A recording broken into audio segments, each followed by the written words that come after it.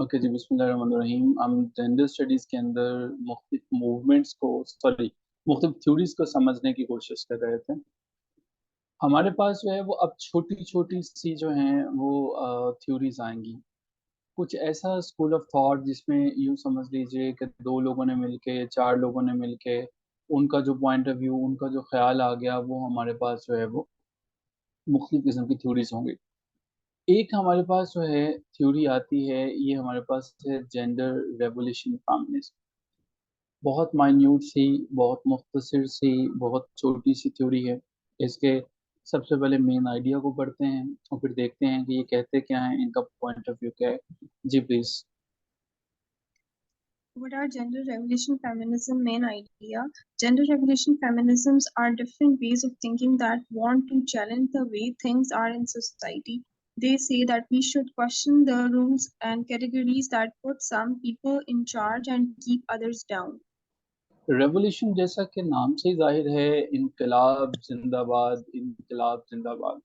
Gender से मुराद ये है कि जिन्स परस्ती का इनकलाब, एक ऐसा इनकलाब जिसमें दोनों जो हैं वो हमारे पास जो जेंडर्स हैं उसके अंदर मौजूद, खसूसन खवातीन की तरफ से वो रेवोल्यूशन लाना चाहते हैं।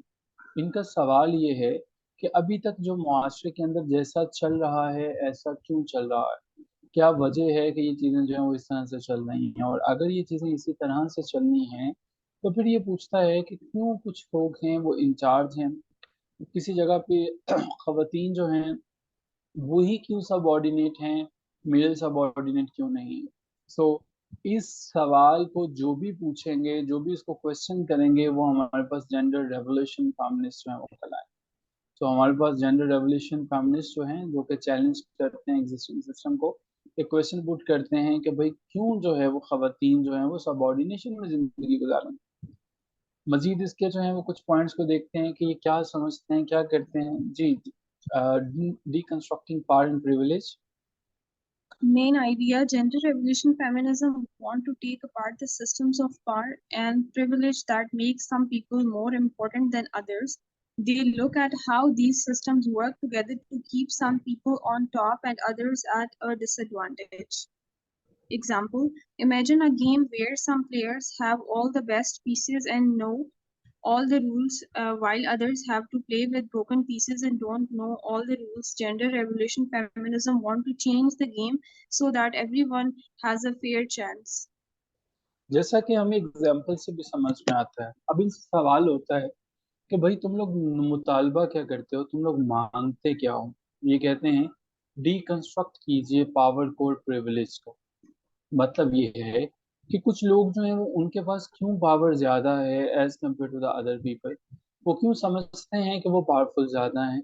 ये समझते हैं कि हमें ये देखने की जरूरत है कि जो लोग टॉप पे हैं उनके पास पावर ज्यादा। मर्द ही घर के अंदर हुक्मरान क्यों समझा जाता है, मेल ही हुक्मरान क्यों है, खवातीन हुक्मरान क्यों नहीं हो सकती।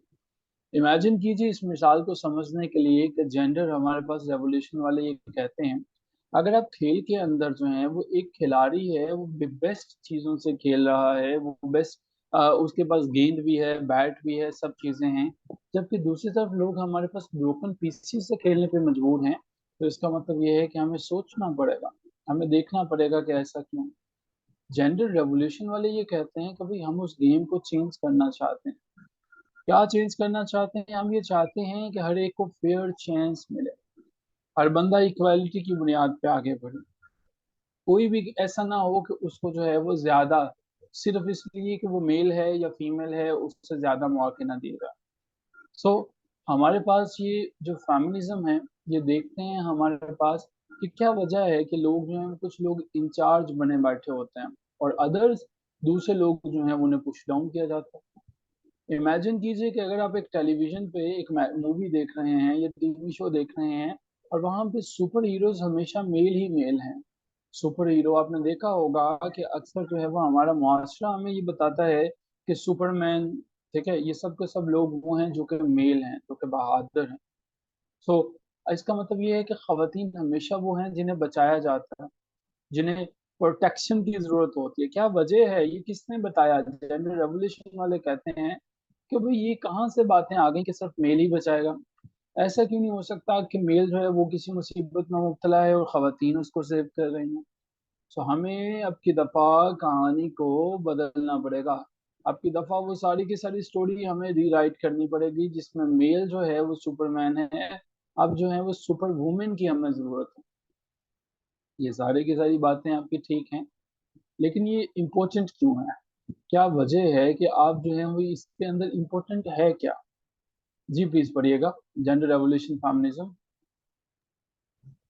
Why it matters. Main idea gender revolution feminism want to shake things up and make people question the way society works. They believe that by challenging these rules and categories, we can make the world more fair and equal for everyone. Example, imagine if because of these new ways of thinking, TV shows started having more women superheroes who are just as strong and important as the men. This would show that women can be just as powerful and capable as men, and it would change how we see gender in society. ये movement के लोग क्यों बाहर निकलते हैं? मकसद क्या है? कोई भी मूवमेंट तब्दीली तभी लाती है जब वो अपना मैनिफेस्टो, अपना नारा बुलंद करती है। यानी अगर रोटी, कपड़ा और मकान का नारा पाकिस्तान पीपल्स पार्टी का है, तो इसी तरह से जेंडर रेवोल्यूशन का मकसद ये है कि हमें फेयर और इक्वल चांसेस देने हैं हर एक। सादा लफ्जों में बात करें तो ये कहते हैं कि जो सुपरमैन की कहानी थी वो अब खत्म हो गई। यही वजह है कि अब हमारे पास मार्वल स्टूडियो की लूसी आती है, जहाँ पे फीमेल जो है वो प्रोटैगनिस्ट है, हीरोइन है, मेन मरकजी किरदार है। तो इसका मतलब ये है कि ये जेंडर को बदलना चाहते हैं। अब की दफा बारबी डोल के जैसी मूवी हमारे पास आती है, जिसमें हम देखते हैं कि जो सेंटर ऑफ अट्रैक्शन है वो मेल से तब्दील होकर फीमेल की तरफ जा रहा है। ठीक है, ये हमारे पास जो है वो सेंटर ऑफ अट्रैक्शन तब्दील होता है। जी, ये मांगते क्या हैं? ये मांगते ये हैं कि जनाब हमें दुनिया को एक बेहतर प्लेस बनाना है by questioning the rules and fighting for equality, बराबरी के लिए। हमें बराबरी के लिए जो है वो लड़ना है और दुनिया को एक बेहतर जो है वो चीज़ बनानी है। क्या ये पहली छोटी सी थ्योरी आपको क्लियर होगी कि जेंडर रेवोल्यूशन वाले क्या कहते हैं, ताकि हम आगे चलें मेंस फेमिनिज्म पे?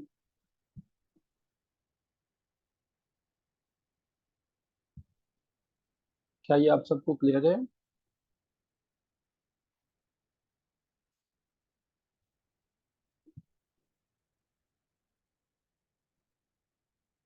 दो लोगों को, तीन लोगों को क्लियर है।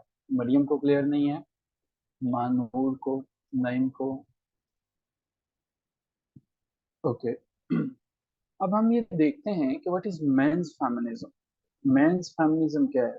अभी तक हम जो है वो सिर्फ फेमिनिज्म को देखते आए हैं फीमेल के पर्सपेक्टिव से। क्या कोई मेन फेमिनिज्म भी एग्जिस्ट करता है, और अगर हाँ तो उसकी जरूरत क्या रहती है? जी इसे एक दफा देखते हैं। What is men's feminism? पढ़िएगा। Men's feminism is a field of study that applies feminist ideas to understand men and masculinity better. It looks at how men can support gender equality and questions traditional ideas of what it means to be a man. Men's feminism जो है वो field of study है जो कि feminist ideas को apply करेगा। Feminist ideas क्या हैं? कि खवातीन के हकूक उनको दिए जाएं, खवातीन पर जुल्म और सितम न किया जाए, खवातीन को बराबरी जो है वो दी जाए। आइडिया वही है, आइडिया वही है, लेकिन ये अंडरस्टैंड करने में मदद करेगा मैस्कुलिनिटी को।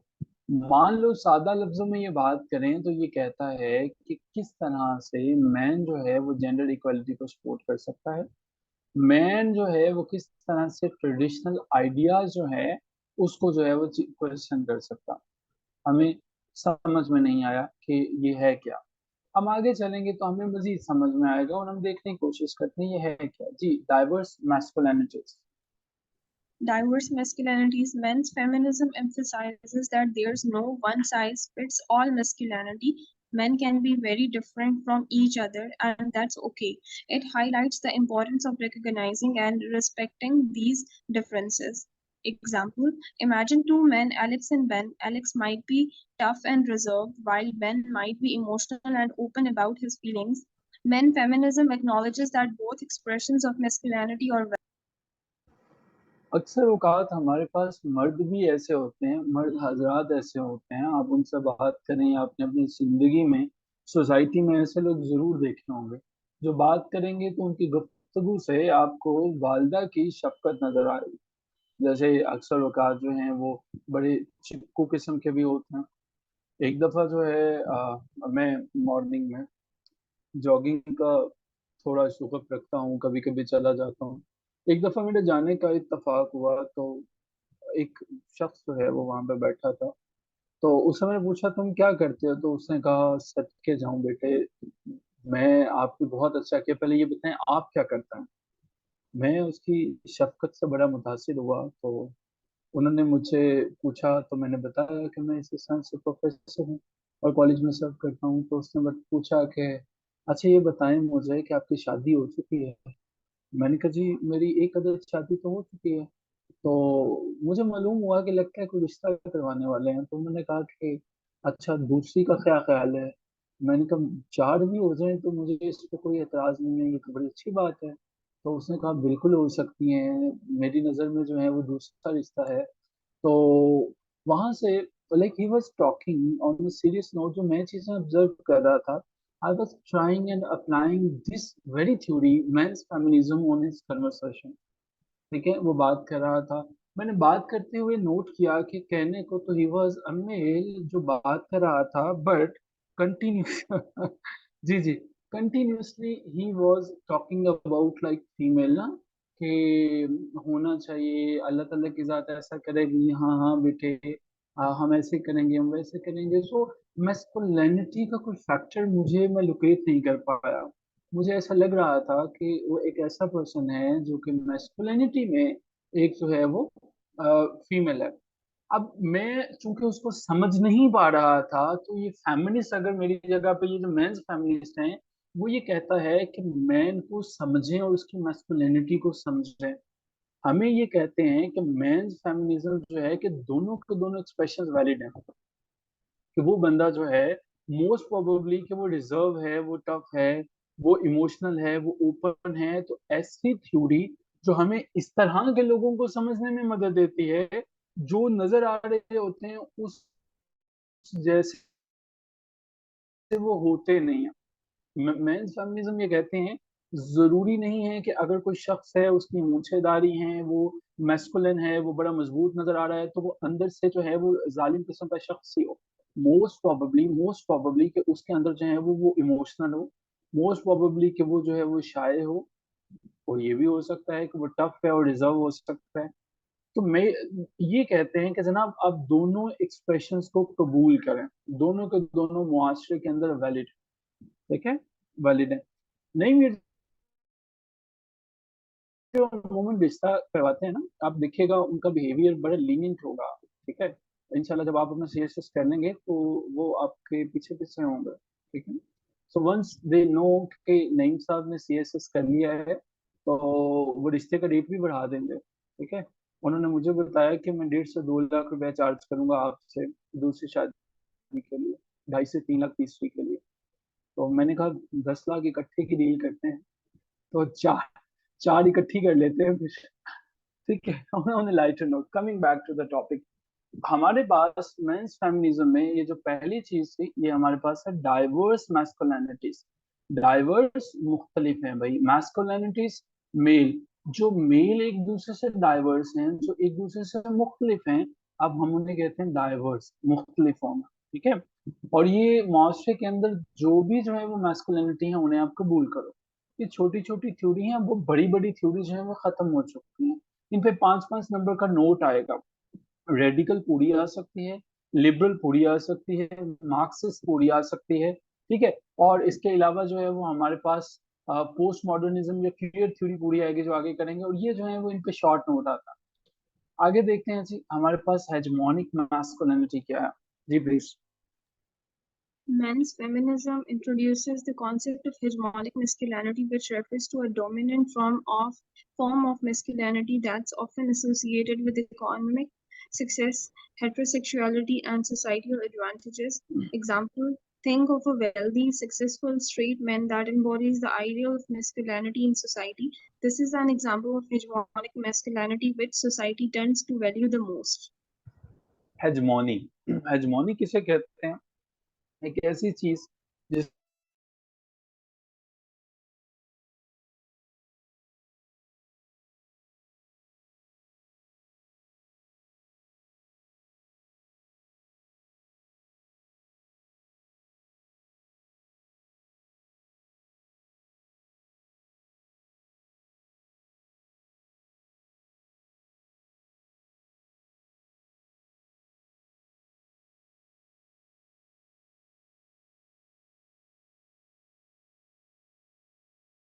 आई एम सॉरी, अभी आवाज आ रही है? गलती से म्यूट हो गया था। हेजमोनी का मतलब हमारे पास होता है एक ऐसा बंदा या एक ऐसा मुआशरा जो दूसरों को कंट्रोल करता है। अब इस बात को गौर से सुने। एक तो मैस्कुलिनिटी वो होता है, वो कहता है डाइवर्स मैस्कुलिनिटी को मुआशरे में कबूल करो, ठीक है। अगर जो, अच्छा एक और मिसाल मैं आपको देता हूँ। मैंने ना जो है, मेरे ऑफिस का ना पंखा थोड़ा सा आहिस्ता चल रहा था कॉलेज में ना। मैंने कल जो है वो एक बंदे को बुलाया, क्लास 4 को। मैंने कहा ये ना इसको ठीक कर दें। बातों बातों से मैंने उससे पूछा कि आप की जॉब बड़ी लेट हुई है, आपका नाम क्या है? उसने कहा हाँ मोला खुश रखे, मेरा नाम रशीद है। कहते मैं पहले ना कुड़ियां दे कॉलेज ਚ ਹੁੰਦਾ ਸੀ सर जी, ठीक है। ਤੇ ਉੱਥੇ ਮੈਂ ਕੋਈ 10 ਤੋਂ 12 ਸਾਲ ਕੰਮ ਕੀਤਾ, 17 ਸਾਲ ਕੰਮ ਕੀਤਾ। just listen the accent, just try to understand, from the very feministic point of view, I'm trying to copy his actual voice, ठीक है। मैंने कहा अच्छा तो इधर क्यों आ गए आपको? those people who cannot understand Punjabi, I will translate it later on, Maryam. वो कहते ਸੀ ਉਹ ਜੀ ਮੇਰੇ ਉੱਤੇ ਕੇਸ ਬਣ ਗਿਆ ਸੀ ਹਰੈਸਮੈਂਟ ਦਾ, ਠੀਕ ਹੈ। ਮੈਂ ਨਾ ਉਸ ਤੋਂ ਬਾਅਦ ਫਿਰ ਫੈਸਲਾ ਕਰ ਲਿਆ, ਮੈਂ ਕਿਹਾ ਕੁੜੀਆਂ ਨੂੰ ਨਾ ਮੈਂ ਕੁਝ ਨਹੀਂ ਕਹਿਣਾ। ਇੱਕ ਕੁੜੀ ਜਾਣ ਡਈ ਸੀ ਗੱਡੀ 'ਚ ਬਹਿ ਕੇ, ਲੋ ਸਰ ਜੀ ਮੈਂ ਉਹਨੂੰ ਫੜ ਕੇ ਬਾਹਰ ਕੱਢਿਆ ਤੇ ਉਹਨਾਂ ਨੇ मेरे पे harassment पा देती है। See the accent, the way he is communicating, emotions, ये associate कर दी जाती हैं फीमेल के साथ। and the name of the person is Rashid. लेकिन रशीद से बात कर, अब रशीद जो है वो काइंड हार्टेड है। रशीद से जो है वो, मैंने कहा यार ये ना पंखा आहिस्ता चल रहा है। उसने कहा हाँ जी सर जी गर्मी बहुत ज्यादा है। यही बात हमारा एक दूसरा पीएन है, उससे मैंने कहा रियाज से कहूँ, तो रियाज का नहीं नहीं सर गर्मी तो है ही नहीं, ठीक है। So why this person Rashid is different and Riyaz, और ये दोनों क्यों मुख्तलिफ हैं? इनके ऊपर देखना जो है वो हमारे पास ये मेंस फेमिनिज्म का हेजमोनिक मैस्कुलिनिटी का क्या मतलब है। रशीद को जब मैंने सुना तो मुझे थोड़ा अजीब लगा कि यार ये रशीद कैसे बात कर रहा है, ठीक है। मोस्ट प्रोबेबली मेरी जगह कोई और होता तो ये भी कहता यार ये रशीद ट्रांसजेंडर है, कैसे बातें कर रहा। लेकिन रशीद जो बात कर रहा था, इसका मतलब है मैस्कुलिनिटी की एक ही किस्म मुआशरे के अंदर नहीं पाई जाती है। वो जो बड़े बारूब किस्म के इंसान है ना, हमारे मुआशरे ने हेजमोनिक मैस्कुलिनिटी में ये कायम कर लिया है कि वही जो रूबदार बंदा होगा वही हेजमोनिक मैस्कुलिनिटी होगा। सो ये कहते हैं कि जनाब मुआशरे में आपने हेजमोनिक मैस्कुलिनिटी कायम किया। हेजमोनी कि इस तरह के बंदे ही जो होंगे, रियाज की तरह का जो बंदा होगा, यही बंदा जो है वो सही वाला बंदा है, जो रोब दबदबा रखेगा, जो अपनी बीवी को दो चार लगा भी देगा, जिसको ना गर्मी, ये औरतों की तरह बात ना करे, ठीक है। हाँ हाँ हाँ, 17 साल या 17, उसने मुझे बताया 17, शायद मैंने 12 कह दिया, 17 17 ईयर्स मदर लैंग्वेज में ही एक्सप्रेस होते हैं। जी जी, वो सेंटिमेंट्स भी एक्सप्रेस कर रहा था, but I was trying to understand कि ही इज काइंड हार्टेड, ठीक है। वो जहाँ पे भी मिले तो बाकी भी सलाम करते हैं, लेकिन उसका एक अंदाज मुख्तलिफ है।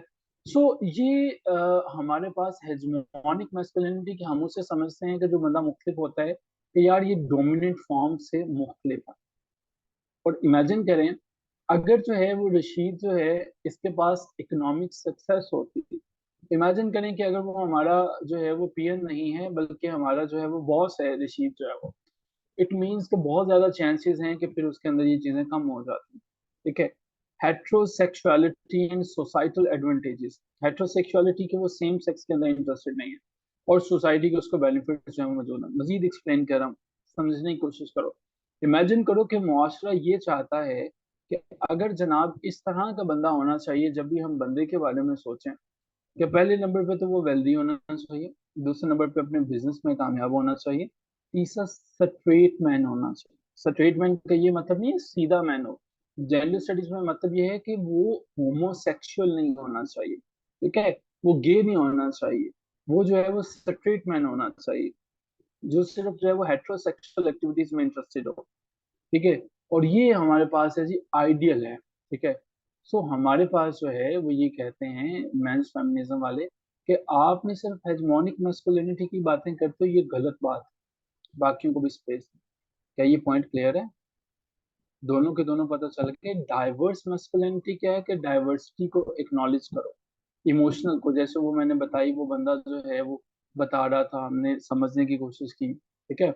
और हेजमोनिक के अंदर क्या था कि जो मास्टर ने एक कॉन्सेप्ट जो है वो किया, जी, आइडियल स्टेट ऑफ मैन, जी जी आमिर साहब सिर्फ ये आइडियल की बात कर रहा है, सिर्फ आइडियल की, ठीक है, कि आइडियल इस तरह के सोचते हैं।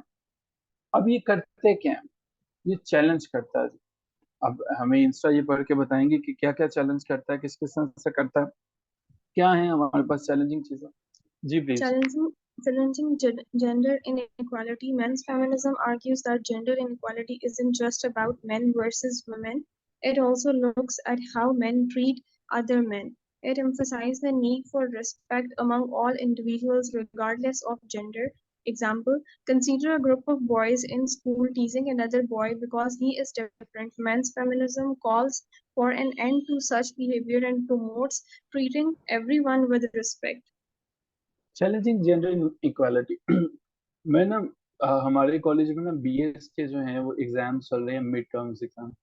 अब आप सोच रहे होंगे कि सारे वाकयात सर के कॉलेज में ही पेश आते हैं। दर हकीकत ऐसा है कि सारी थ्योरी जब माइंड में हो तो वो थ्योरीज अप्लाई करनी होती है। तो हमारे पास बीएस इंग्लिश का जो सेमेस्टर है उसमें एक बच्चा था, एक, जब भी मेरे पास जब दूसरे लेक्चर में मैं जाता था मैं देखता था कि सारे के सारे बॉयज जो हैं वो बाहर है, कोई कॉलेज की किसी जगह पे प्रेमिसेस पे जाके अपनी तस्वीरें बना रहा है, कोई कहीं पे किसी को कोई कॉल कर रहा होता है, कभी कोई कुछ कर रहा होता है। तो ये बच्चा जो है, इसका नाम फर्ज कर लेते हैं अहमद है, आई डोंट नो कि उसका नाम क्या है, अहमद है। तो ये कमरे में बैठा होता है और कमरे में ये भी बैठा होता है, और गर्ल्स जो हैं कोई 20-30 लड़कियां भी होती हैं, टोटल 20 के करीब गर्ल्स भी बैठी हुई हैं। सो अहमद जो है, इसका मतलब ये है कि ये अपने ग्रुप के साथ जो है वो कन्वीनियंट नहीं है, अपने ग्रुप के साथ कन्वीनियंट, थोड़ा शाय है। मैंने इससे कहा कि मुझे एक फाइल सेंड करनी है, अहमद जरा अपना मोबाइल नंबर बताएं। हो सका सर मेरे पास फोन ही नहीं है। ठीक है, क्यों फोन नहीं है सर, मैं रखता ही नहीं हूँ। ठीक है। तो आई फेल्ट के यार सारी की सारी चीजें वही जस्ट लाइक गर्ल्स जो हैं वो अहमद के अंदर मौजूद हैं। तो इसका मतलब ये है कि अब अहमद जिस तरह से दूसरों से मुख्तलिफ है, मेंस फेमिनिज्म वाले ये कहते हैं कि फेमिनिज्म का मतलब सिर्फ यही नहीं है कि खवातीन के खिलाफ जो है वो आदमी है, मेल जो है वो मेल के भी खिलाफ हैं। अब वो अहमद अगर बाहर चला जाता होगा डेफिनेटली लोग उसको तंग करते होंगे, ठीक है। जो लोग थोड़े शाये होते हैं, जो लोग थोड़े से जो है वो दूसरों से हटके होते हैं, आपको पता है सोसाइटी उसे तंग करती है, लोग उसे तंग करते हैं। ट्रांसजेंडर की एग्जांपल ले लें। अब ट्रांसजेंडर बेचारे किसी का क्या बिगाड़ते हैं, ठीक है, सिवाय इसके कि जब आप अपनी गाड़ी में आराम सुकून से सर रख के बैठे हो तो पास आके ताली बजा देते हैं और आपकी नींद आराम कर देते हैं या डरा देते हैं। इसके अलावा वो क्या करते हैं, but the people they tease them, it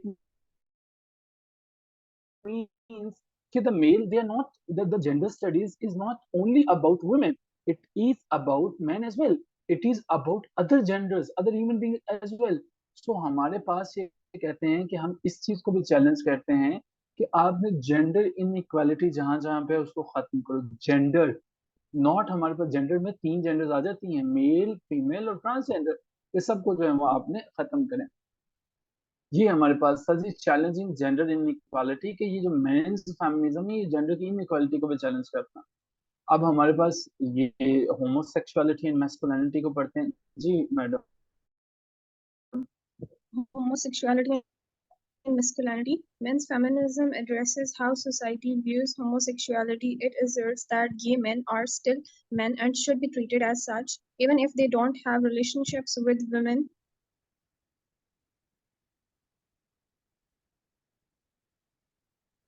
okay, thank you so much. अच्छा, हमारे पास जो है मेंस फेमिनिज्म का मकसद ये है कि मेंस फेमिनिज्म का मतलब ये नहीं है कि जनाब आपने जो है वो सिर्फ हेट्रोसेक्सुअलिटी पे ही बात करनी है। ये होमोसेक्सुअलिटी पे भी बात करते हैं। इनका नजरिया ये है कि देखो भाई, ये जो पर्सन ए है, इस पर्सन को पर्सन बी के तनासुब में ना पहचाना जाए। क्या मतलब हुआ?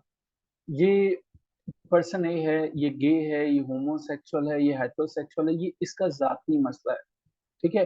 पर्सन बी को कोई हक नहीं पहुंचता कि वो इसको पूछे हाँ भाई तुम क्या कर रहे हो, तुम ये कर रहे हो, तुम ये कर रहे हो, और वो इस पे कहना शुरू कर दे यार ये तुम क्या ट्रांसजेंडर्स के वाली हरकतें कर रहे हो। ठीक तो हो गया, तुम ये क्या ट्रांसजेंडर्स की तरह के काम कर रहे हो। वो ये कहता है कि अगर जो है वो हमारे पास एक ऐसा मेल है जो ये कहता है कि मुझे जिंदगी में शादी नहीं करनी है, या वो अपने रिलेशनशिप्स को हेट्रोसेक्सुअल यानी खवातीन के साथ इस्टेब्लिश नहीं करना चाहता है, तो ये कहते हैं कि उन्हें भी जीने का हक देना चाहिए और उन्हें भी मेल समझे। ठीक है। हम लोग जो है वो क्या कह देते हैं, because we are living in Pakistan and we are mature enough, हम लोगों की दीवारें भरी पड़ी हैं हकीम सुलेमान के एड्रेस से, all the things like that, क्योंकि सोसाइटी जिस चीज को हिट करती है वो ये हमारे पास है। A gay man is still a man even if his romantic interest are with other man. So इनका मानना यह है कि आप मेल से मेल होने का हक को ना छीनो उसके इंटरेस्ट की वजह से। जो है ये हमारे पास है कि लोगों को जज करना बंद कीजिए उनकी सेक्सुअल ओरिएंटेशन की बुनियाद। अगर आप किसी को उनकी सेक्सुअल ओरिएंटेशन की बुनियाद पर जज करते हो तो वो गलत करते हैं। ठीक है जी। ये हमारे पास है, और अब ये क्या करते हैं, ये सोसाइटी के मुख्तलिफ जो है वो चीज़ों को उनके ऊपर क्रिटिसिज्म करते हैं। मिसाल के तौर पर ये बताते हैं कि मेल जो हैं वो हमारे पास ये एक कॉन्सेप्ट बना हुआ जो कि मेल हमेशा मजबूत होना चाहिए, टफ होना चाहिए, और मेल वो होना चाहिए कि जिसको जो है वो अनफीलिंग हो।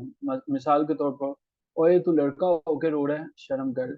ओए तू क्या लड़कियों की तरह कमजोर हो, मजबूत बनो। ठीक है। यार तुम तो लड़कियों से भी गए गुजरे हो। ठीक है। तो वो ये कहता है कि इस तरह के पॉइंट्स बताना बंद कर दें। ये लाजमी नहीं है कि अगर वो मेल है तो वो खवातीन से ज्यादा मजबूत है, या वो मेल है तो उससे ज्यादा कोई खवातीन नहीं हो सकती। ठीक है। वो ये कहते हैं कि आप जो है वो ये चीजें कि किसी का रिलेशनशिप होना, उसके जेंडर, उसके जो उसकी फीलिंग्स हैं, उसके गेइज्म, या कोई भी रिलेशनशिप, उसकी रिस्पेक्ट करना सीखें।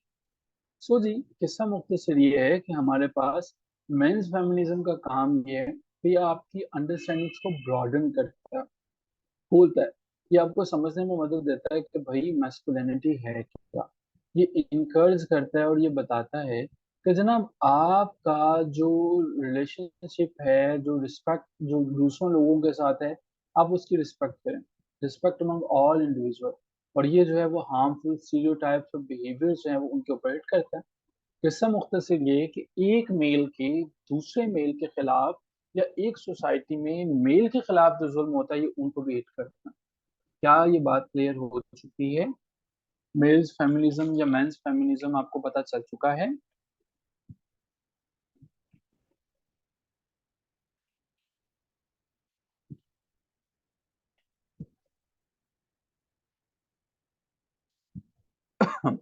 ओके।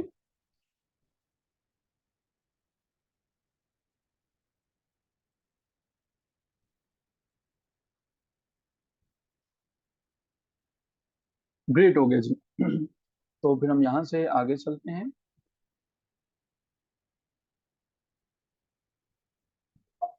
अब हमारे पास जो नेक्स्ट टॉपिक है वो है सोशल कंस्ट्रक्शन फेमिनिज्म। जिस इसके नाम के ऊपर गौर कीजिएगा, सोशल कंस्ट्रक्शन फेमिनिज्म। क्या है ये सोशल कंस्ट्रक्शन फेमिनिज्म? आइए इसे पढ़ते हैं और आगे चलते हैं। जी प्लीज मैम इंस्टा देखिएगा। Definition. Social construction feminism explores how gender is a fundamental part of society, built into major social institutions. It looks at how gender shapes the distribution of power, privileges, and resources, and how it influences our sense of self. Social construction feminism. Social समाज, ये जालिम समाज मुझे जीने नहीं देता। Construction समाज का बनाया हुआ। फेमिनिज्म एक ऐसी जो है वो चीज़ जो कि ख़वातीन के अगेंस्ट होती है, या जिसमें जो है वो खवातीन के हकूक दबाए जाते हैं। सोशल कंस्ट्रक्शन फेमिनिज्म, इसका काम ये है कि हमारी सोसाइटी के अंदर जो मेजर सोशल इंस्टीट्यूशंस हैं वो कैसे जो है वो काम करते हैं। मिसाल के तौर पर हमारे खानदान हैं, हमारे माँ बाप हैं, हस्बैंड वाइफ होते हैं, वो किस तरह से डिस्ट्रीब्यूशन ऑफ पावर कैसे मिलती है।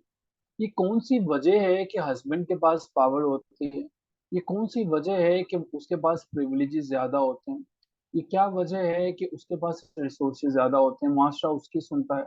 ठीक है, अगर कहीं पे डाइवोर्स हो जाती है तो क्या वजह है कि मेल जो है वो उसको आसानी से जो है वो सोसाइटी एक्सेप्ट कर लेती है और खवातीन को एक्सेप्ट करते हुए सोसाइटी का मुंह बन जाता है। ठीक है, ये क्या वजह है कि मेल जो होता है उसके ऊपर ना तो कोई चार्जेस लगते हैं, वो सब के सब गुनाहों के बाद भी पाके समझा जाता है, लेकिन खवातीन जो है वो उन्हें बहुत कॉन्शियस रहना पड़ता है। सोशल कंस्ट्रक्शन फेमिनिज्म, इन तमाम की वजह क्या है, ये क्यों समझा जाता है, समाज ने इन चीजों को क्यों बना लिया, ये चीजें जो है वो हम कैसे क्यों परसीव करते हैं और वजह क्या, ये हमारे पास कहलाती है सोशल कंस्ट्रक्शन फेमिनिज्म। सो आइए इसको देखने की कोशिश करते हैं। The pervasiveness of gender, pervasiveness कहते हैं नफूस पजीरी, मुआशरे के अंदर ये कैसे जो है वो घुल मिल गई। चलिए इसे पढ़ते हैं जी, मैडम इसे देखिएगा। The pervasiveness of gender and social construction feminism is seen as a deeply ingrained part of society that influences almost every aspect of our lives. It shapes our norms, expectations, and even our self-identity. This pervasive influence makes it challenging to challenge gender norms. Example: gender norms dictate that women are expected to do most of the child care and housework, while men are expected to work outside the home. These expectations are so ingrained that alternative arrangements may seem unimaginable. अच्छा, दो खवातीन ना बात कर रही थी, बात कर रही हैं, और वो जो है वो एक का नाम हमारे पास है सकीना है, और एक का नाम जो है वो हम सकीना की बहन हलीमा रख लेते हैं। इनकी आपस में बात चल रही है।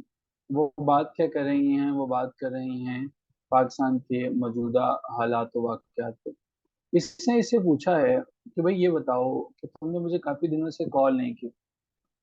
उसने कहा तुम्हें तो पता ही है पाकिस्तान के जो हालात व वाक़यात चल रहे हैं, और मुझे घर के सारे काम भी करने पड़ते हैं, और इनके अब्बू जो हैं वो आ जाते हैं बच्चों के, फिर मुझे खाना भी देना होता है, मुझे बाकी काम भी होते हैं, तो इससे काम नहीं हो सकता। इस गुफ्तगू में अगर आप एक चीज नोट करने की कोशिश करें, ये कैसे मुमकिन है कि क्यों उसके अब्बू जो हैं वो घर से बाहर उसके बच्चों के अब्बू ही जाते हैं, ये क्यों नहीं जाती है। ठीक है, ये क्यों नहीं काम करती हैं, ये किसने लाजिम किया कि बच्चों को जो है वो परवरिश करना इसी की जिम्मेदारी है, ये किसने कहा कि बाहर वाले काम जो है वो करना मेल की जिम्मेदारी। परविसिवनेस ऑफ जेंडर, नफूस पजीरी, किसी चीज का जजब हो जाना। ये मुआशरे के अंदर चीज इतनी रच बस चुकी है, इतनी आगे चली गई है कि हम लोग जो है वो अब इसे इग्नोर नहीं कर सकते। मान लीजिए कि हमारे पास जो है वो अब मल्टीपल चीजें जो है वो ऐसी आ चुकी हैं कि जिन्हें हम इग्नोर करना भी चाहें तो नहीं कर सकते। सी, अगर आप कहीं भी सोसाइटी के अंदर मूव करते हैं, अपनी सोसाइटी में देखते हैं, how it is possible for you कि आपको समझाना नहीं पड़ता, बताना नहीं पड़ता अलहदा से कि हाँ जी, आप जो है वो खातून हैं, शादी करते वक्त आपने घर के काम करने हैं, ये मेल है ये बाहर के काम करेगा, ये नईम साहब हैं, नईम साहब जो है वो स्कूल जाएंगे, ये मिसिस नईम है, आप घर में रहेंगी, आप ये काम करेंगे। सो वाई, ये परविसिवनेस है कि ऑलरेडी जो है वो ये चीज पता चल चुकी है। अब आइए जरा ऊपर मेन आइडिया की तरफ। ये सोशल कंस्ट्रक्शन वाले कहते हैं कि भाई ये बताओ, ये जो deeply ingrain part of our society है, जो इतना गहराई में ये चीजें अंदर चले गई हैं कि हमारे हर शोबे को ये मुतासिर करता है, हर शोबे को ये मुतासिर करता है। So why it is the case, ये हमारे नॉर्म्स को, एक्सपेक्टेशंस को, और इवन हमारी सेल्फ आइडेंटिटी को मुतासिर करता।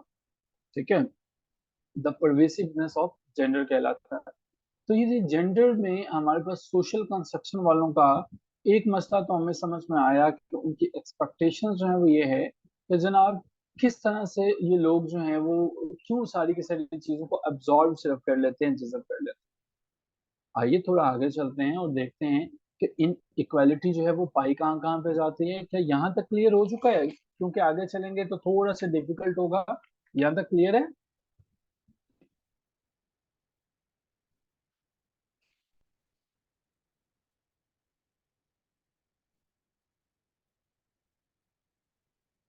Thank you so much. अच्छा जी, जी प्लीज मैडम जरा देखिएगा, social construction families. Social construction feminism asserts that gender itself is rooted in inequality.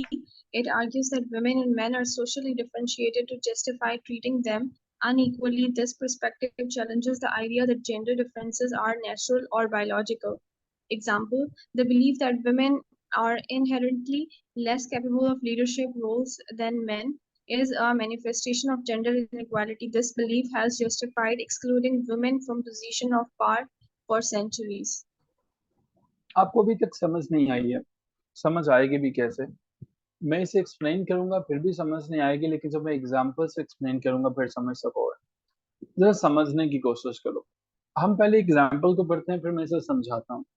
Imagine कीजिए कि हमारे पास एक सोसाइटी है जहाँ पे आपने जो है वो बचपन से ही औरतों के जहन में ये बात डाल दी कि मेन जो है they are naturally better at math. कहा जाता है ना, बच्चे जो हैं वो जो मेल हैं बेबीज, वो मैथ में अच्छे होते हैं देन वुमेन। अब ये आइडिया इतने लंबे अरसे तक के लिए चलता है कि वो खवातीन जो हैं, जो लड़कियां उस मुआशरे के अंदर, उन्हें यकीन हो जाता है कि मैथ के अंदर जो है वो लड़कियों से ज्यादा अच्छी लड़कियां हैं। ये हमारे पास जो है वो अब हमें पता चल जाता है कि टीचर्स अनकॉन्शियसली अनकॉन्शियसली मैथ की क्लासेस में लड़कियों को ट्रीट करते हैं, और वो ये समझते हैं कि हाँ ये लड़की है, इसको मैथ उतना अच्छे से नहीं आता होगा। ठीक है। अब इससे क्या होता है, जैसे जैसे लड़कियां जो हैं वो बड़ी होती हैं वो इंटरनलाइज कर लेती हैं। वो कहती हैं हाँ मैं तो लड़की हूँ, मुझे तो मैथ आता ही नहीं। बहुत सी लड़कियां ऐसी होती हैं कि उन्हें मैथ नहीं आता है। तो हमारे पास जो है मैडम इंस्टा हैं, आमिरा हैं, मानूर हैं, मरियम हैं and the rest of the people. क्या आपको मैथ आता है या आप इस आइडिया के साथ जाना चाहेंगे? डू यू फील कि मैथ जो है वो आपके लिए इजी सब्जेक्ट है? आई थिंक आमिरा साहिबा को तो मास्टर्स ही मैथ में है, एमएससी मैथ है।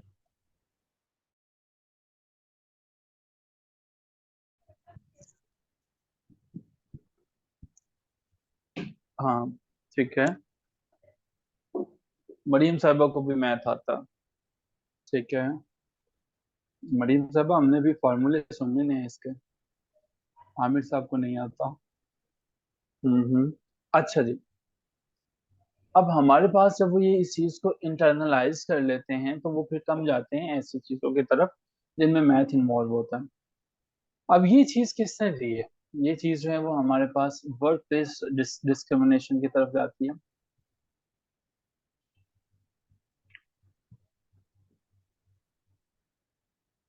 जी आप ठीक कह रहे हैं। अगर वो कहीं पे जॉब कर रही हैं तो बॉस ये कहेगा मैथ वाले काम को, वो कहेगा ये चैलेंजिंग फील्ड है, ये फलां मेल पर्सन को दे दी जाए। ठीक है। तो हमारे पास जो है वो ये सारी की सारी सोसाइटी रिस्पॉन्सिबल है इस सारे के सारे आइडिया की। सोशल कंस्ट्रक्शन वाले ये कहते हैं कि जनाब ये जो आपने डिफरेंस पैदा कर दिया परसीव्ड एबिलिटीज के अंदर कि मैडम इंस्टा साहिबा को मैथ नहीं आता है, ये कैसे आपने पैदा किया? आपने कैसे कह दिया कि चूंकि वो फीमेल हैं तो इसलिए उन्हें मैथ नहीं आता? ये हमारे पास जो है ये सोशली कंस्ट्रक्टेड चीज है। आप ना, इसलिए मैं आपसे कहा करता हूँ कि अपने इर्द गिर्द ना ऐसे लोगों को जो है परे कर दें, साइड पे कर दें, जो आपसे ये कहते हैं तुमसे तो सीएसएस नहीं होगा, तुम तो कर ही नहीं सकते हो। देखो ये जो आवाज होती है ना, अल्फाज होते हैं, कभी देखा जब कोई बंदा बोल रहा होता है, कोई मैसेज उसका सुन लेते हो, कोई मोटिवेशनल बात कर रहा होता है तो अंदर से कुछ एनर्जीज इकट्ठी होती हैं जो कहती हैं कि उठ भाई अब शर्म कर ले, पढ़ ले। फील होता है ना कभी कभी, एनर्जीज होती हैं, एनर्जीज इकट्ठी होके वो मोटिवेट करती हैं कि नहीं यार तुम्हें ये करना है, बस अब मैं करूंगा। ठीक है। अब I will have to do it. इसी तरह से जब ये लोग आपके इर्द गिर्द कहते हैं ना तुम नहीं कर सकते, तुम नहीं कर सकते, तुम नहीं कर सकते, तुम नहीं कर सकते, एक स्टेप आता है जब आप वाकई में सोचते हो यार मैं वाकई में नहीं कर सकता, ये सब ठीक कह रहे हैं। इतने बंदे तो झूठ नहीं बोल सकते ना कि मैं नहीं कर सकता। इसलिए मैं कहता होता हूँ कि सीएसएस की प्रिपरेशन में कभी किसी के साथ शेयर ना करें कि you are preparing for CSS. उसकी वजह यह है कि जब हो जाएगा तो फिर आपने एक सिंपल सा स्टेटस लगा देना अपने व्हाट्सएप पे, it was easy as ABC. ठीक है, it was just a cake of piece. ठीक है, it was just a piece of cake for me. ठीक है, तो फिर लोगों ने कहना हाँ इतना मुश्किल था, ये बड़ी आसानी से हो गया। ठीक है, नहीं साइड पे करने से मुराद ये है कि रिश्तेदारों को जब कभी पूछें वो क्या कर रहे हैं, कुछ नहीं बस फारिग हूँ। अच्छा पढ़ते वढ़ते नहीं हो? नहीं, पढ़ने का शौक ही बाकी नहीं रहा। अच्छा और क्या काम करते हो? बस आपकी दुआएं हैं, दुआ कर दें को काम मिल जाए। इससे आप देखें आपके रिश्तेदारों की खुशी की इंतहा बाकी नहीं रहेगी। वो दिल से दुआएं देंगे कि अल्लाह तुम्हें इसी हाल में रखे जिसमें तुम अब हो। ठीक है, तो दे विल फील इट कि आप जो है अगर उन्हें बताएंगे आप कि हम जो हैं ये वाला काम करेंगे, तो फिर वो पूछेंगे। ठीक है, आपसे आने से पहले, आपके रिजल्ट आने से पहले आपके रिश्तेदारों को फिक्र होगी कि हैं इनका आज सीएसएस का रिजल्ट आना था, उसको हम देख लें किधर है। तो जो रिलेटिव्स हैं वो खुशी महसूस करेंगे। आप में से अक्सर लोगों ने देखा होगा, मैं वैसे अपनी ना निजी जिंदगी को बहुत कम सोशल मीडिया पे शेयर करता हूँ। आप भी ना किया करें। उसका एक फायदा ये भी होता है कि जितनी जो चीजें जिसको कम पता हो उतना ही वो आपको जो है वो आपके बारे में गलत राय जो है वो रखता है, और उतना ही फिर उसको तकलीफ कम होती है।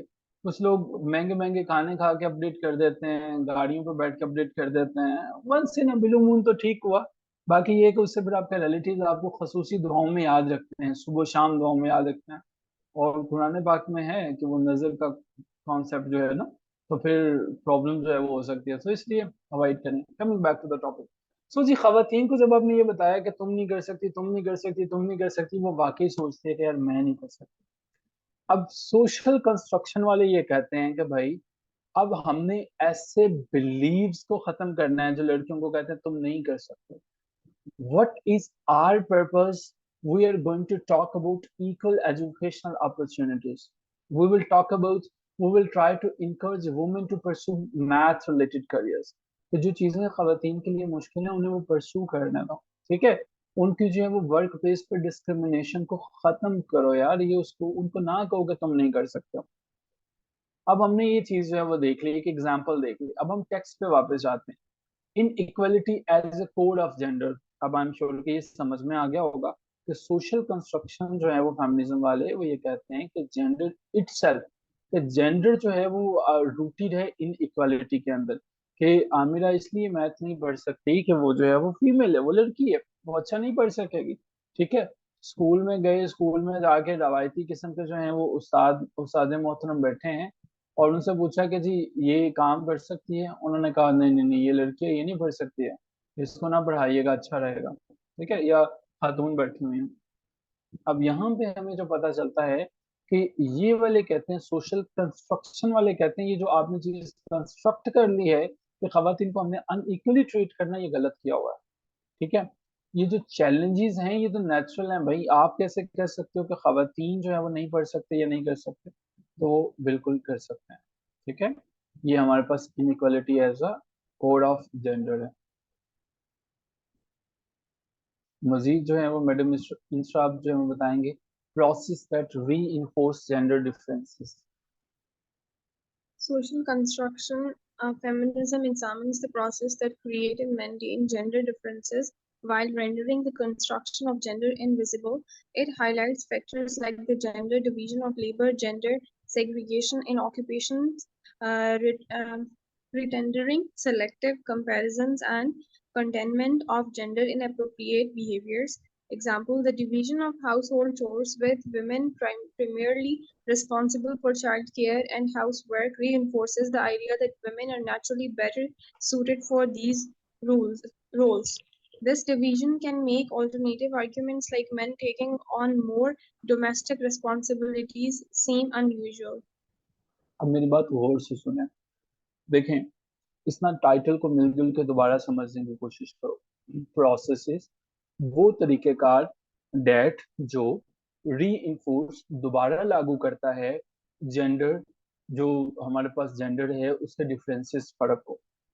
सोशल कंस्ट्रक्शन वाले कहते हैं कि भाईजान बैठे जरा हमारी बात सुने, हमें आप ये बताएं कि ये जनाब जो सारे का सारा सिस्टम अब बन चुका है कि औरत घर के काम करेगी, बर्तन मांजेगी, ये करेगी, वो करेगी, सारी की सारी चीजें करेंगी, ये किसने बनाया और ये कब चेंज होगा? वो किसने ये खातून को कहा कि वो जनाब ये वाले काम करेगी, वो इस तरह से काम करेगी, फलां फलां प्रोफेशन के अंदर जो है वो नहीं जा सकती? ठीक है, ये सारी की सारी चीजें जो है वो किसने की और ये किस तरह से खत्म हो? हमारे पास डेट रीइंफोर्स जेंडर डिफरेंसेस, वो कहते हैं कि जनाब अब इनको खत्म करने वाली भी बात नहीं करें। ये किसने जो है वो बता दिया कि ये सिर्फ मेल की रिस्पॉन्सिबिलिटी है कि घर के बाहर काम करे?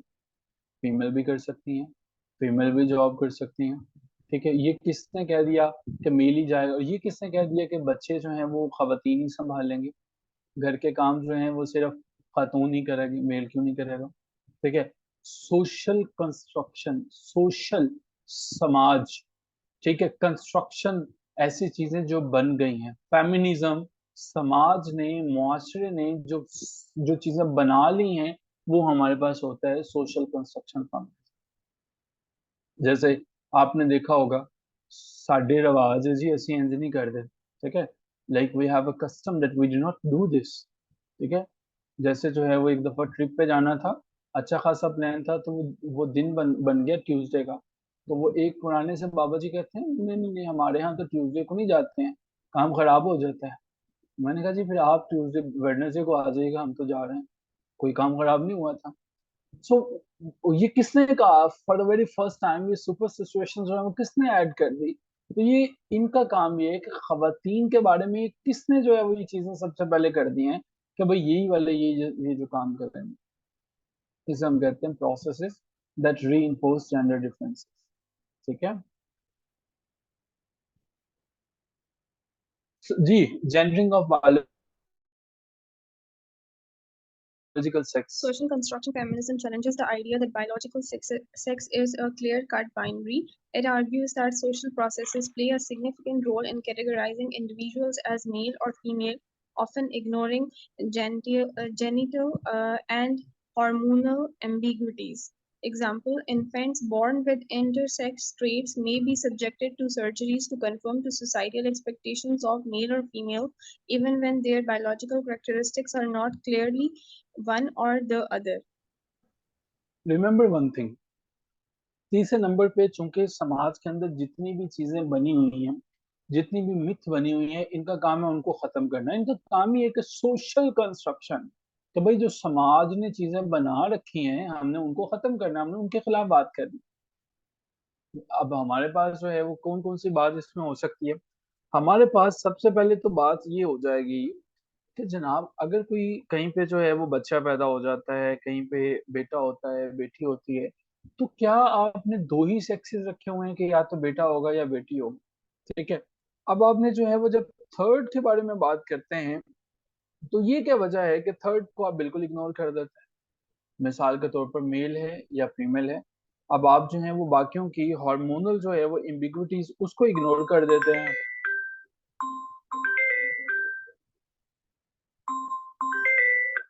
अस्सलाम वालेकुम। 10 मिनट तक करने को। अच्छा जी, सो हमारे पास ये क्या वजह है, बाइनरी हमारे पास हमने क्यों बना के रखा हुआ? इसका मतलब ये है कि मेल और फीमेल जो हमारे पास हैं, इनकी ये चीज खत्म करें कि अगर कोई बच्चा पैदा होता है, वो इंटरसेक्स ट्रेड्स हैं उसके अंदर, ट्रांसजेंडर है वो बच्चा। अब उसको जो है वो इधर डॉक्टर से, कोई अमीर माँ बाप है, उन्होंने कहा जी डॉक्टर साहब थोड़ी मेहरबानी, like we are requesting you please change the gender of the this infant, we do not want to have it a transgender. So what is the reason why you are talking about like that? आप क्यों उसको जो है वो मुआशरे के बनाए हुए असूलों के मुताबिक ढालना चाहते हो? उस बच्चे को जैसे वो बच्चा है वो कबूल क्यों नहीं करते हो आप? ठीक है, वो कबूल क्यों नहीं करते हो? उसको एज इट इज जो है वो क्यों नहीं लेते हो? अब हमारे पास जो है वो एक्सपेक्टेशंस ऑफ मेल और फीमेल। हम एक सोसाइटी में ना, हमारे सोसाइटी के अंदर जो है एक ऐसा बच्चा है जिसे मैं पिछले 7 से 8 साल से देख रहा हूँ कि उसकी फिजिकल ग्रोथ नहीं हो रही है, ठीक है। मतलब उसे मैंने जब से भी पूछा है कि तुम किस क्लास में हो, तो वो 5वीं में ही है, ठीक है। सिर्फ उसे देख के मुझे लगता है कि टाइम जो है वो रुका हुआ है, फिजिकली भी और शायद उसकी क्लासेस को भी देख के। मतलब उसके साथ वाले जो है वो शायद मैट्रिकुलेशन भी कर चुके होंगे, वो अभी 5वीं में ही है। मोस्ट प्रोबेबली एक मिथ है कि he is having intersex traits, मुमकिन है कि ट्रांसजेंडर और शी इज ट्रांसजेंडर, वो तो उसके पेरेंट्स ही बता सकेंगे। लेकिन अब मुआशरा जो है वो उस बच्चे को तंग करता है, उसको कबूल नहीं करता है। दैट इज द रीजन वो जहाँ पे भी जाता है और कोशिश करते हैं कि वो बच्चा जो है उसको प्रॉब्लम्स को सामना करना पड़ता है, ठीक है। उसको जो है वो मल्टीपल इश्यूज जो है वो उनका सामना करना पड़ता है। सो हम जब अपनी सोसाइटी के लिहाज से बच्चों को कबूल नहीं करते हैं, बच्चों को सोसाइटी के मुताबिक कंफॉर्म करने की कोशिश करते हैं, लाने की कोशिश करते हैं, वो हमारे पास होता है gendering of biological sex, gendering करना, ठीक है। जेंडरिंग करना ये हमारे पास है। नेक्स्ट हमारे पास है जी sexuality as a social construct. Sexuality जो है ना, वो ये बताना चाहते हैं कि जनाब ये ऐसा नहीं है कि अल्लाह मियाँ ने जो है वो जब मेल फीमेल को बनाया तो साथ ही असूलों की एक किताब भी बना दी कि जो है वो तुमने घर के अंदर रह के ये काम करना है, ये बाइबल में आया या तौरात में आया या जबूर में आया। वो कहते हैं ये सब के सब सोसाइटी ने खुद ही बनाया हुआ, ठीक है।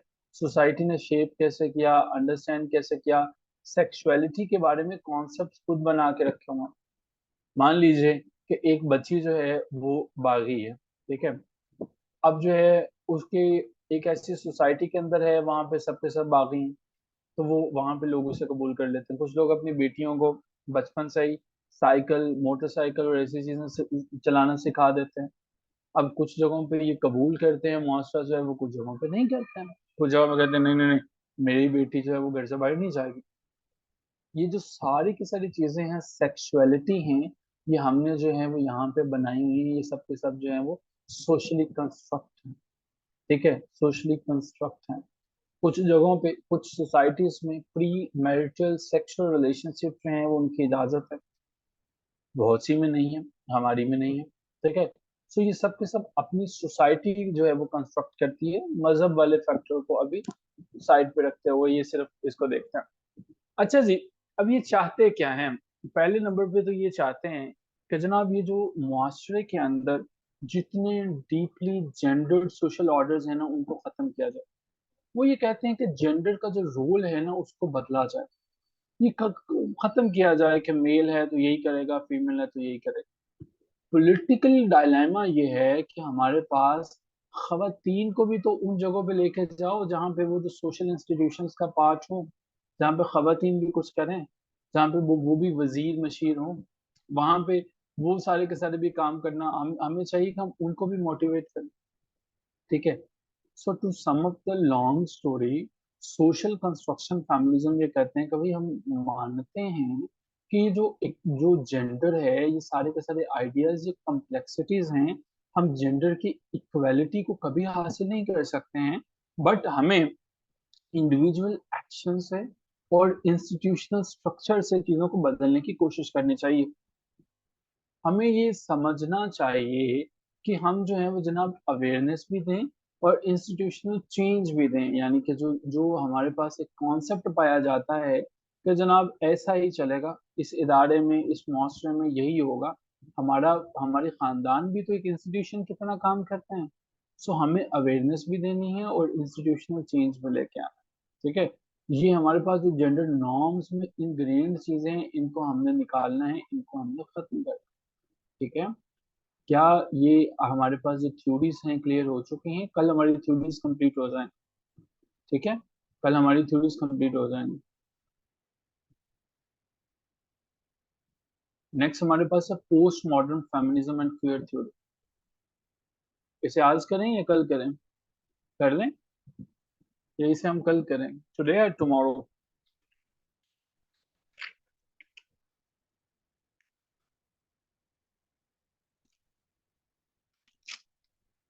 ओके, चलें, ये थ्योरीज हैं। यही थोड़ा सा मुश्किल पार्ट होता है, इनको जरा फोकस करें। ले जी, अच्छा आखिरी बात, आप सब लोग एक चीज याद रखिएगा, for the rest of the people CSS में बी अ फैशन। दूसरे लोग सोच सकता है कि उसको एक फैशन के तौर पर ट्रीट करें। आप एक चीज याद रखेंगे कि 17 को आपका जो है एमपीटी है, आपको तमाम चीजों से गुजरना है और आपने मेहनत करनी है। और आपने एक चीज और याद रखनी है कि डू आर डाई वाली सिचुएशन में जाएं। मैं मानता हूं कि टाइम की कमी है, मैं मानता हूं प्रेशर बहुत ज्यादा हो जाता है, मैं मानता हूं कि वर्कलोड बढ़ जाता है। इन तमाम हालातों वाकयात में ही आगे बढ़ना तो आपका पता चलता है कि आप काम कर सकते हो। अपनी स्टडीज के लिए 3 से 4 घंटों को मैनेज करना है कम अज कम, ठीक है। लोगों से, उनकी बातों से ना तो नेगेटिविटी से मुतासिर नहीं होना, अपने ऊपर कुछ भी इम्प्लीमेंट नहीं करने बैठ जाना। जहां पे टाइम मिलते हो मोबाइल फोन में एप्लीकेशंस होनी चाहिए डॉन की। जो ओपिनियन है वो पढ़ लिया। दूसरी हमारे पास फॉरेन अफेयर्स की, खोला, आर्टिकल पढ़ा। तीसरी हमारे पास इकोनॉमिक्स की, उसका आर्टिकल्स भी मैं रिकमेंड कर दिया करूंगा वीकली बेसिस पे। थोड़ा सा मुतासिर हो गया, खोला, पढ़ लिया।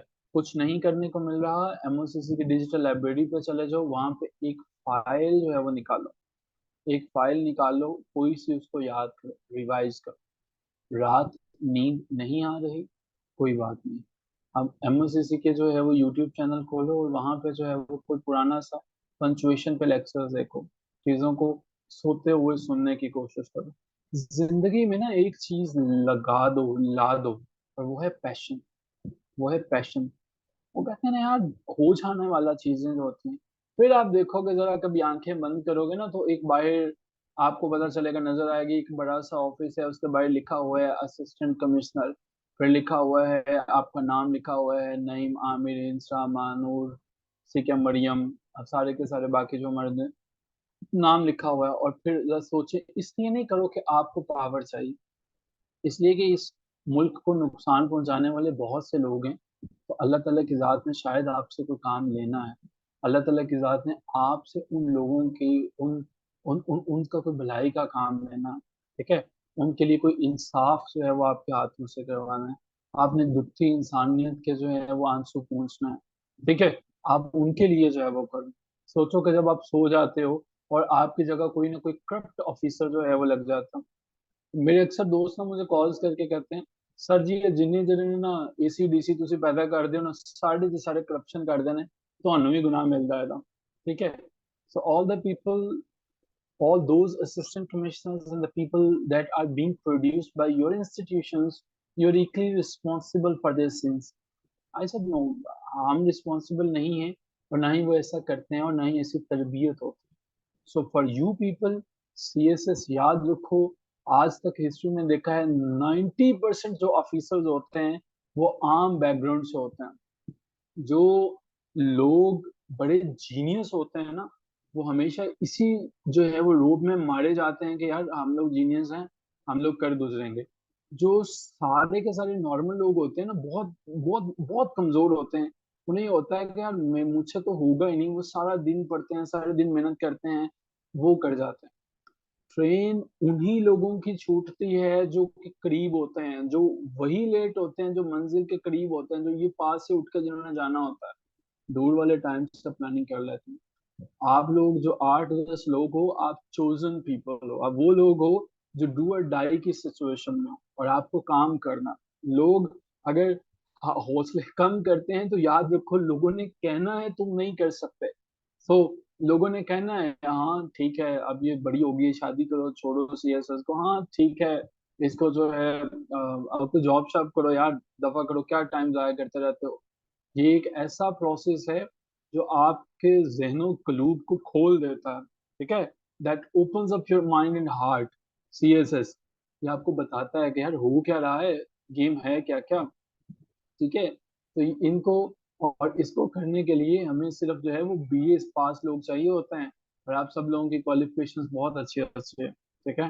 कम से कम बीए से तो बहुत अच्छी है ना, कि बीए जो है वो लोग होने चाहिए। बीए के अंदर क्या होता है, कोई सब्जेक्ट नहीं होता साइंस का, सिर्फ एक अंग्रेजी होती है और वो कुछ नहीं होता, वो कर भी सकते हैं यार लोग, कर दिखाते हैं।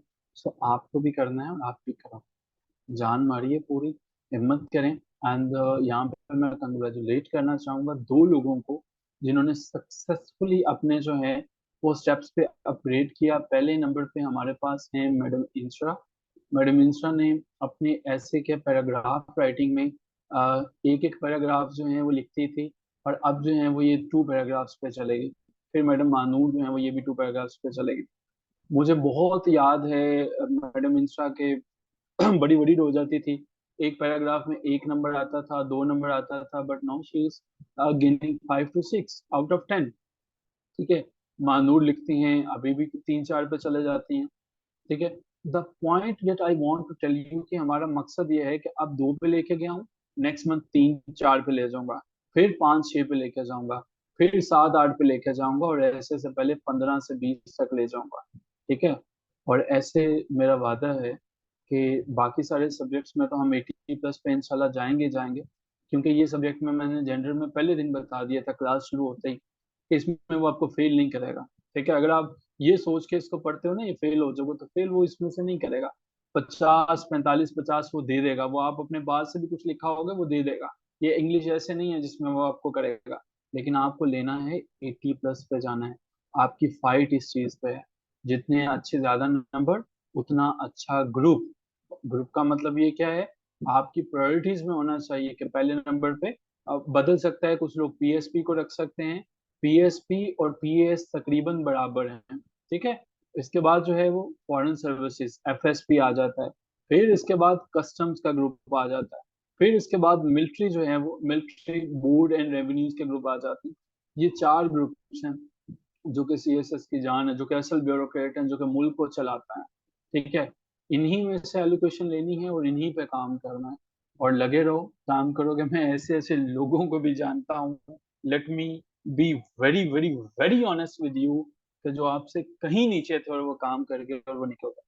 ठीक है, मैं ऐसे लोगों को भी जानता हूँ कि वो निकल गए, उनको निकलवाया किसने था, वो रेजिस्टेंस जरूर मौजूद थी, झुकते नहीं थे, डरते नहीं थे, काम चेक करवाते थे। जब आपके अंदर हौसला पैदा हो जाता है ना, मेरे करियर में ऐसे बहुत से लोग आते हैं, जब मैं उनका ना कॉपी उनको चेक करके वापस भेजता हूँ ना, तो वो कहते हैं ये भी गलत, ये भी गलत, ये भी गलत, ये तो सारा नीला पीला हो गया, लाल हो गया है। वो कहते हैं आइंदा चेक लिखना ही नहीं है, वो लिखते ही नहीं है।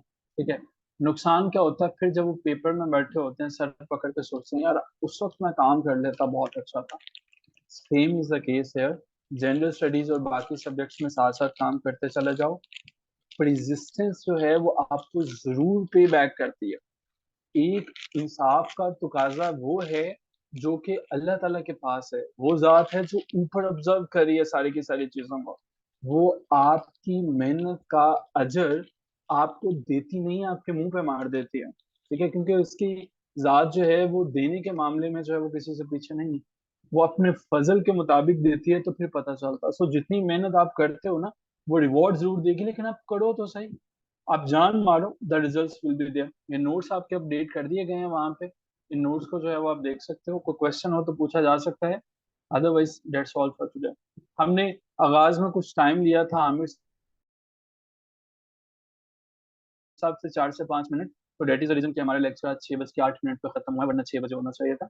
हमारा लेक्चर जो है वो शुरू हुआ था तकरीबन 5:03-4 मिनट। Is there any question? चलें जी, thank you so much, take care of yourself, अगले लेक्चर में मुलाकात होगी। खुदा हाफिज।